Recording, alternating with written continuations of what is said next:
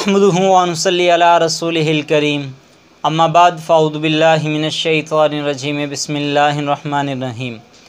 आज का हमारा सवाल ये है कि कोई शख्स अगर बड़ा जानवर उधार पर ख़रीदे कुर्बानी करने के लिए, या किसी जानवर के अंदर अपना हिस्सा या एक पत्ती ले उधार पर, इस शर्त के साथ कि मैं फ़लाँ वक्त के अंदर आपको इस पत्ती की, इस हिस्से की या इस जानवर की कीमत बाद के अंदर अदा कर दूंगा। आया इस तरह उसको वो जानवर ख़रीदने से या वो हिस्सा लेने की वजह से उसकी कुर्बानी अदा हो जाएगी या नहीं?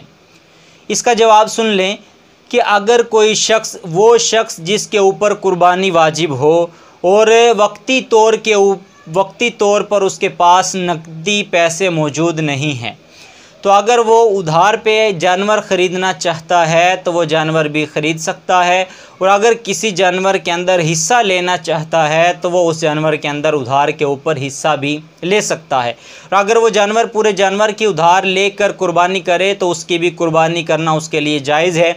और अगर एक हिस्से की कुर्बानी लेना चाहता है और उसकी कुर्बानी करे तो उस एक हिस्से की उसके लिए भी कुर्बानी करना जायज़ है। तो दोनों सूरतों के अंदर उसकी कुर्बानी अदा हो जाएगी और बाद के ऊपर उसको उस जानवर की कीमत या उस हिस्से की जो उसकी कीमत थी, मालियत थी, वो उसको अदा करना उसके ज़िम्मे लाजिम होगी।